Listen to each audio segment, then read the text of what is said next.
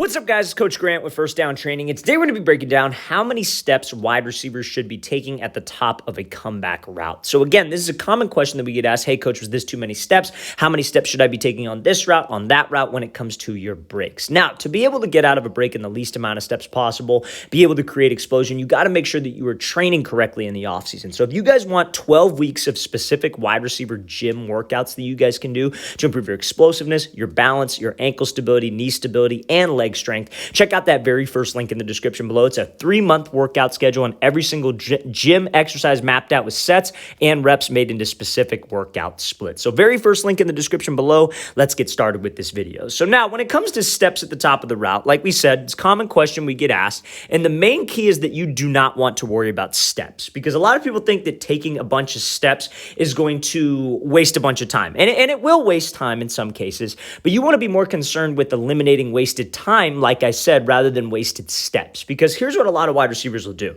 is that everybody knows that you need to snap down into the break. You don't want to beat the drum. You don't want to let your hands go dead. You want to snap down with this trigger step, right? That's what that's called. And usually that's like your 4th inside step, your 5th inside step, your 3rd inside step on a route like a comeback, right? So that step wants to snap you down. Now, what a lot of guys do is that they've been taught that, oh, you want to get out in 3 steps, right? So they want to snap, they want to take this 2nd step right here, and then they want to take this 3rd step and be able to get out in 3 steps at the very, very maximum amount of steps.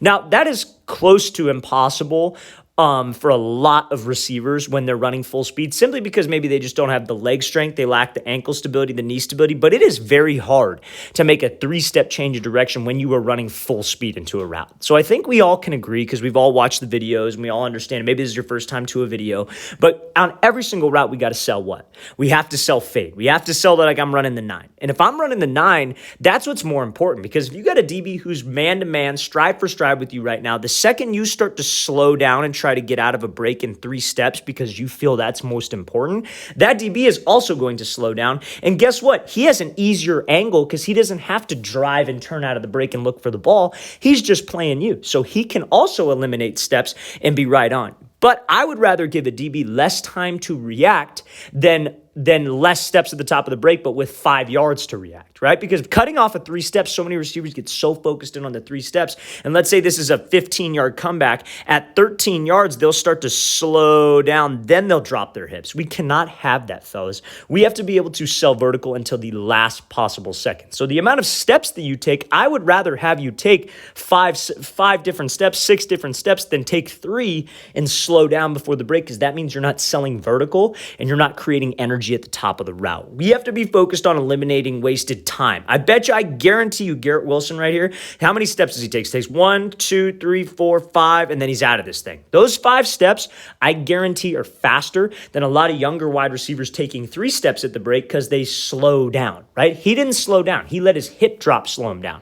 If you guys can create that energy at the break with this trigger step, right? The amount of steps, obviously you don't want to be taking 10, 12 different steps. And obviously you would like to eliminate the 5 steps down to 3, but don't neglect selling vertical and don't neglect this violent hip drop, because that hip drop is what gives you energy and allows these steps to be powerful. When you snap down like this, fellas, you are creating energy, and that energy that you're creating at the top of the route accelerates you to the ball. The quarterback is not throwing it right to the spot, especially on a comeback route.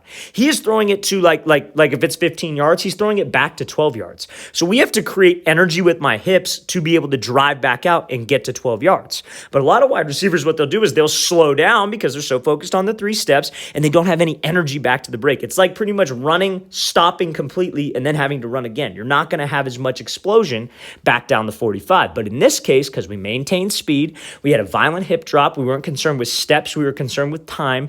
That's what got me out of the break fast. So again, in a perfect world, yes, I would love to sell fade. I would love to drop and get out in 3 steps, and that's what you should be striving for.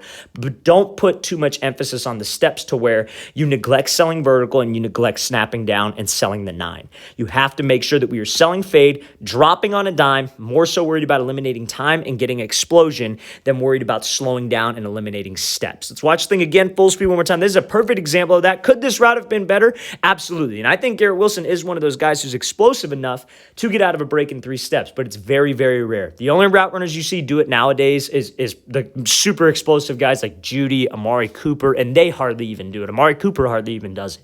So it's a very tough thing to do.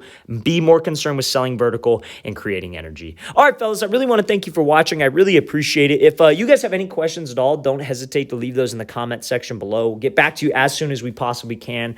We always appreciate the feedback. It's always great to hear from you guys. You guys help keep the channel going, so we 100% appreciate it. And again, fellas, if you'd like a 3-month wide receiver gym workout schedule with every single workout split, mapped out with sets, rest periods, repetitions that you should be doing, check out that very first link in the description below.